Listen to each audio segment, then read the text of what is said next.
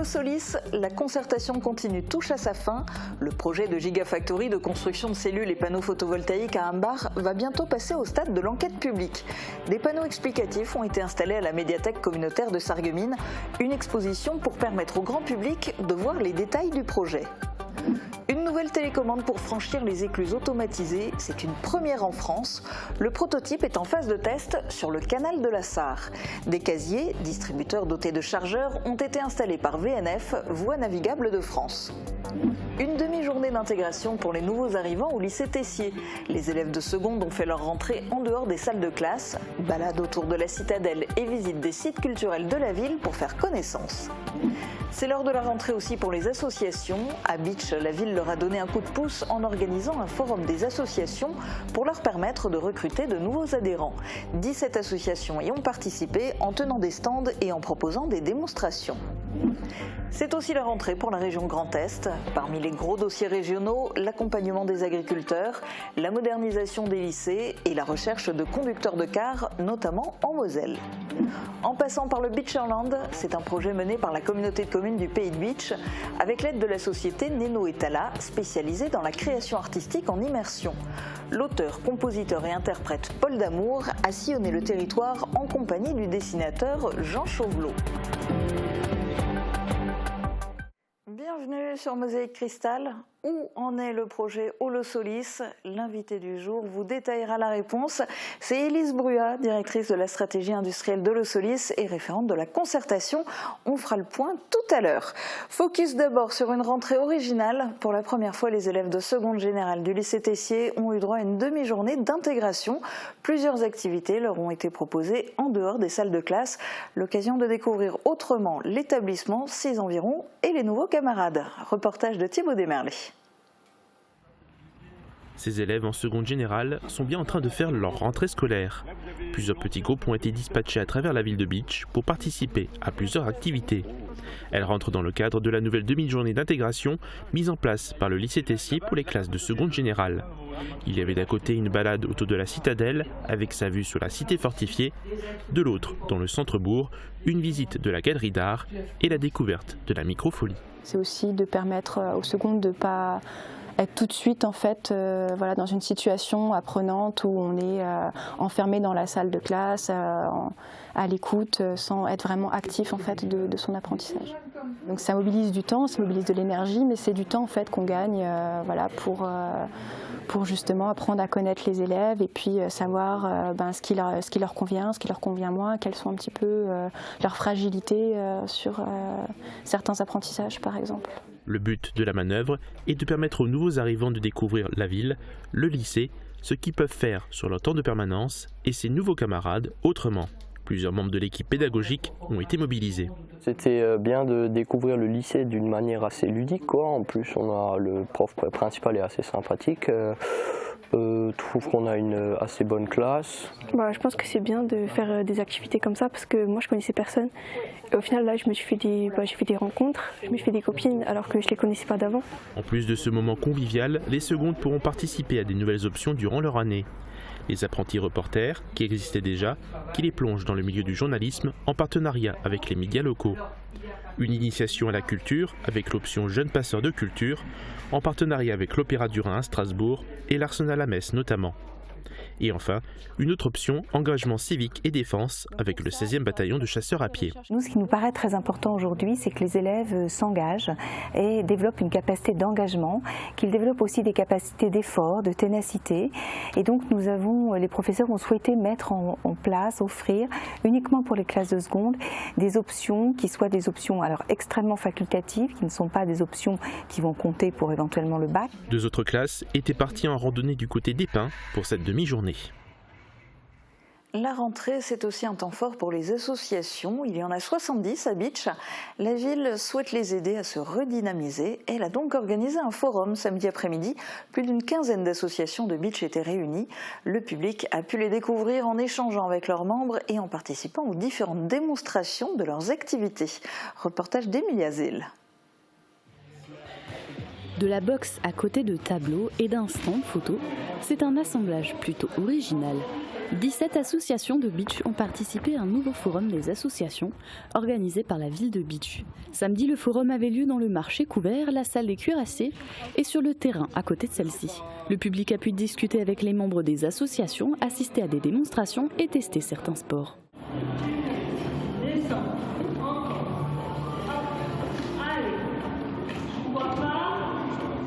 Étaient présents entre autres le club de foot de Beach, les sapeurs-pompiers, l'association Cadre, les Bouchons de l'Espoir, l'école de musique, le club de cyclistes ou encore la Fédération française de sauvetage et de secourisme. Le forum intervient dans la continuité du pass découverte proposé par la ville cet été. L'objectif étant également d'aider les associations à recruter de nouveaux membres.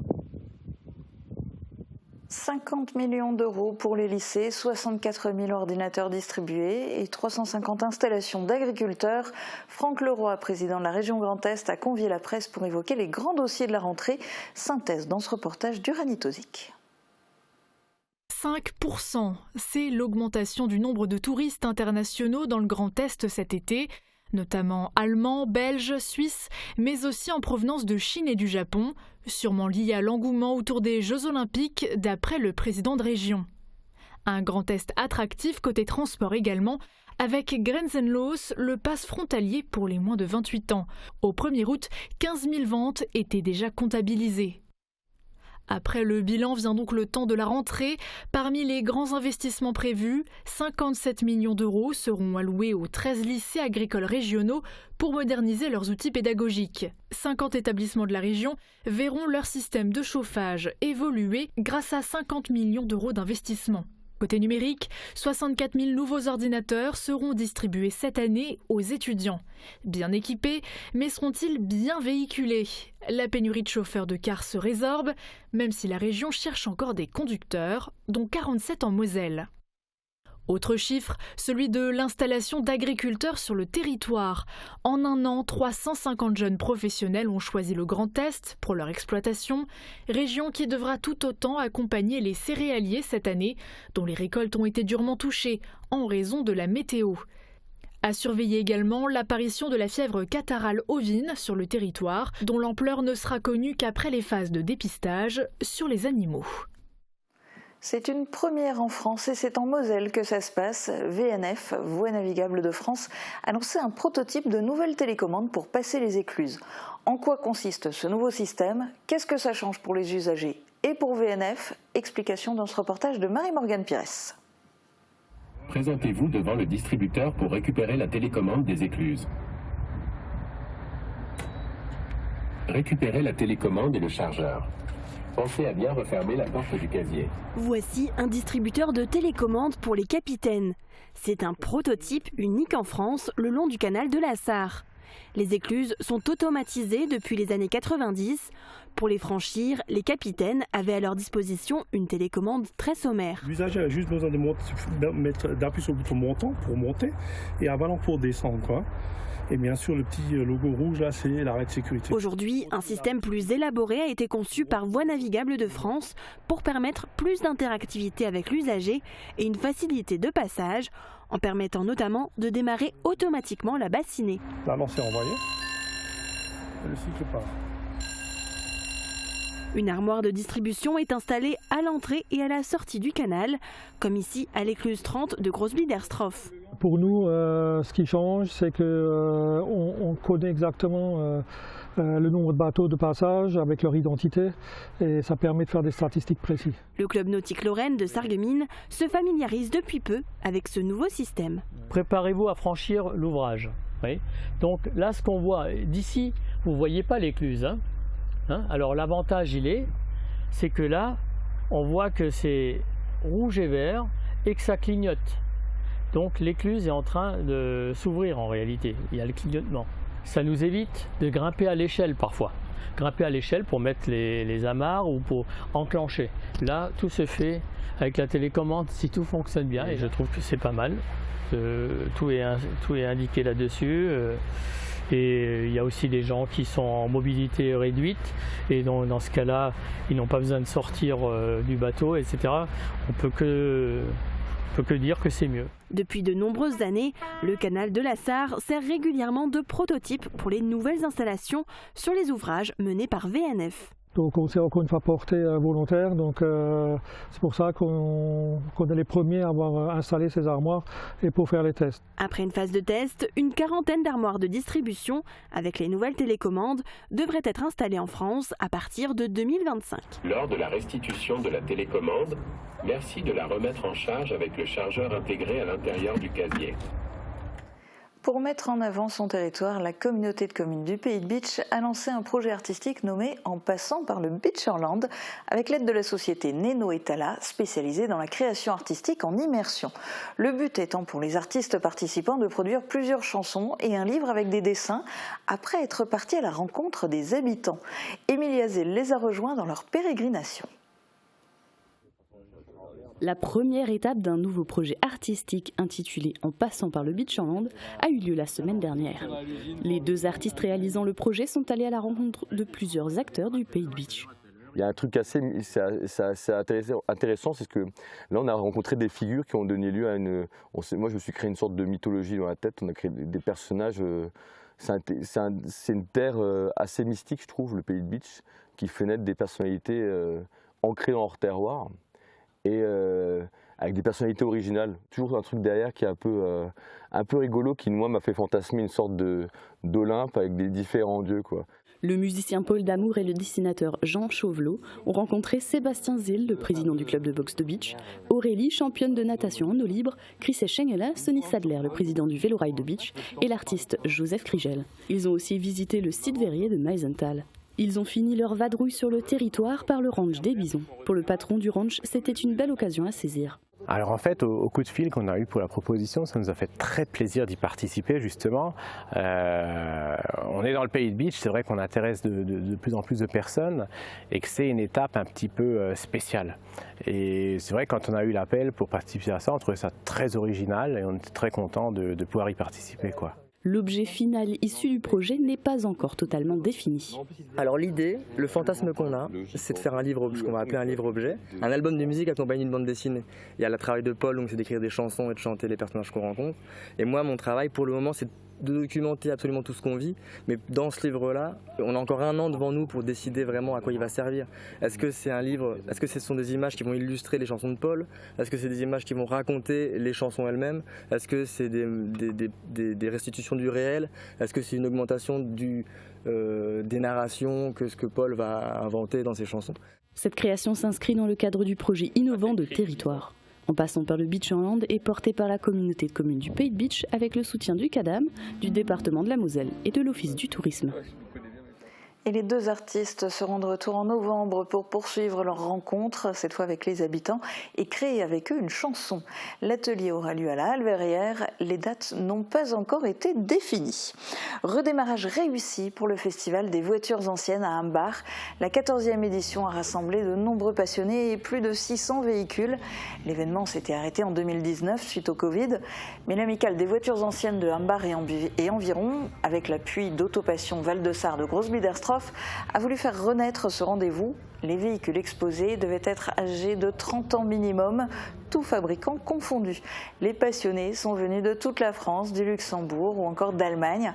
Avec la nouvelle génération qui arrive, des voitures modernes des années 80 côtoient les plus vieux véhicules. Le public était présent pour ce grand retour. Il faut dire que la météo était propice à un tel événement en plein air. On va tout de suite regarder ce que nous prévoit Météo France pour demain. Couverture et zinguerie, une toiture Moder Habitat apporte sécurité, protection et pérennité par tous les temps.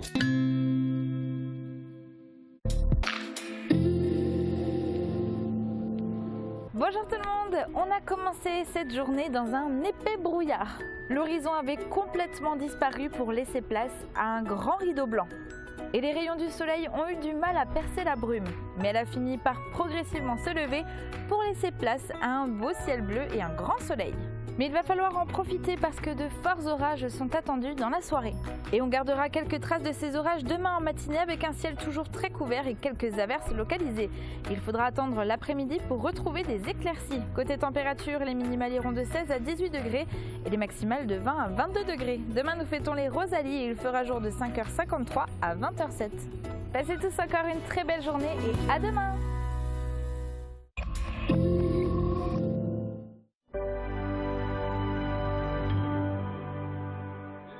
Assistez à une soirée musicale inoubliable le 6 septembre à la Nouvelle Mairie de Bettviller dans le cadre du festival Euroclassique.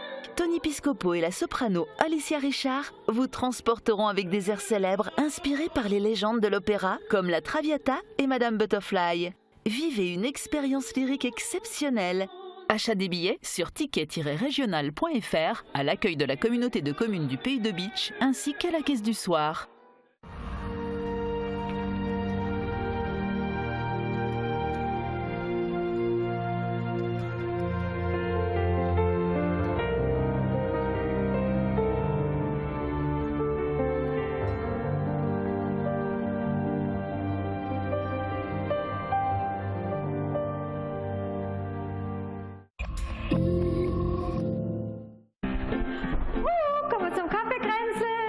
Wie viel Uhr haben wir denn schon? Die faule Pär, die schwitzen gern. Ja. Aber die faule Kühe, Die schwitzen nicht. ja, das ist bekannt. Ist charmanter Mann, sehr feiner Kerl. Aber er ist. Ich sind klein, aber die kleinen Krotten, die haben aber auch Gift. C'est l'heure du Café Grenzel. Suzanne, Martine, Bertrand et Sébastien vous invitent dans le fabuleux jardin du château Hutschneider pour un moment de pur bonheur. Des blagues, de la musique, des films d'archives et un invité de marque, Roland Roth. Mein Platz ist etwas anders wie da in Sarreguemines. Ne? Ich komme hier vom Kurvegebiet. Holosolis, c'est le projet de Gigafactory de fabrication de cellules et de panneaux photovoltaïques à Ambach. À terme, 1900 emplois pourraient être créés. Alors Élise Bruat, où en est-on dans ce projet ? Alors, on a passé toute notre phase de concertation préalable qui s'est déroulée l'année dernière en octobre.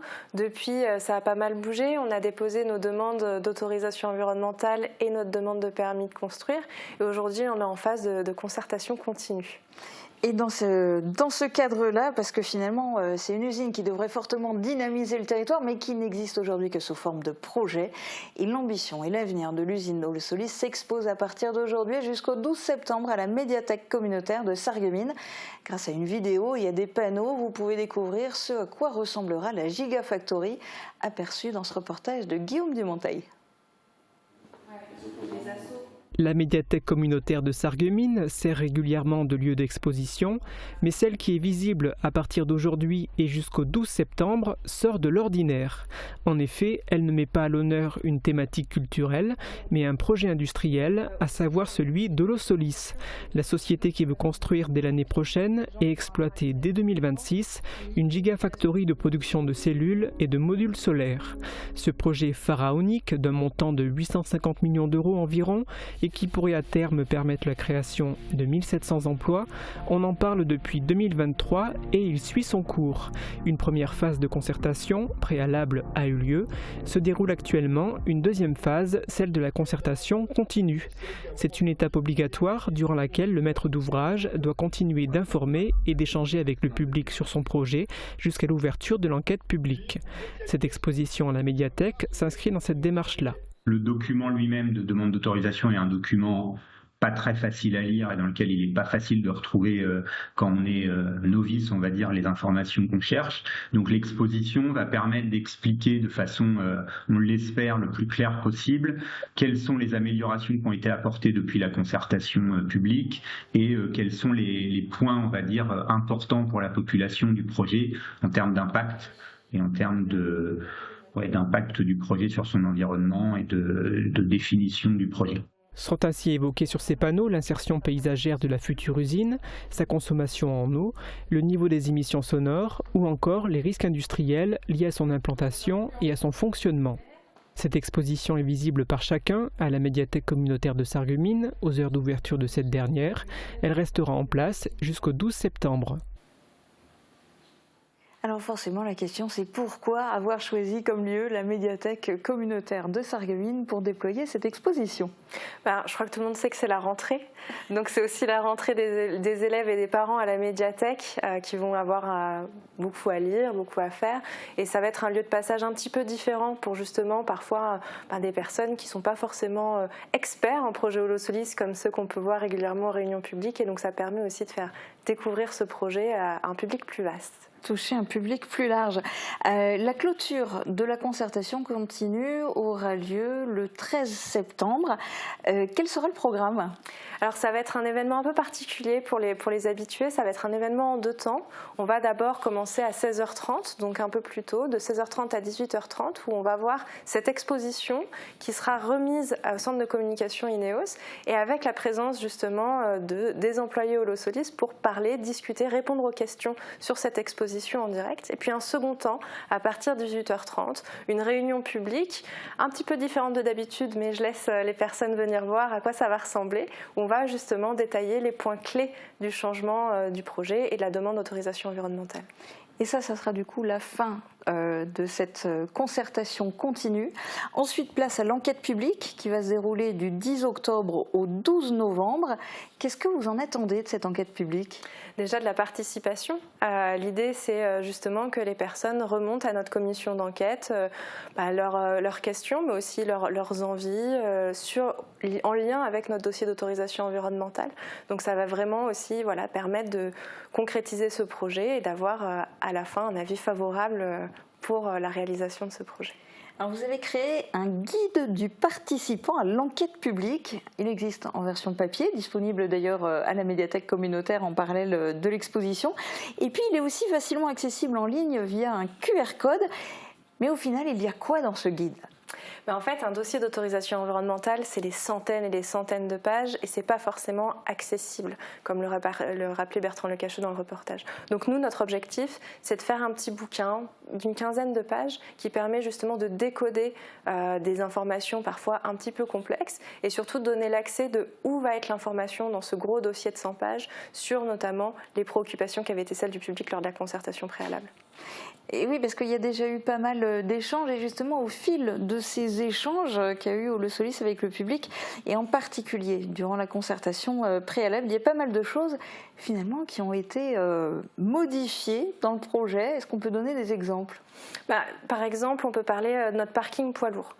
C'était un vrai sujet qui avait été remonté par la population, par les riverains, de problèmes de stationnement de poids lourds sur la voie d'accès à Holosolis et comment gérer cette affluence et aussi la bonne réception des chauffeurs poids lourds sur le site dans des conditions de travail et de réception raisonnables. Et donc on a vraiment réfléchi à la conception d'un espace qui permettra de réceptionner ces chauffeurs pendant les attentes de livraison, qui leur permettra d'aller aux toilettes, se restaurer, prendre le temps dans leur camion avant la livraison et de profiter de ce moment-là sans bloquer les voies d'accès et avoir un problème visuel aussi et de bruit lié à ces poids lourds.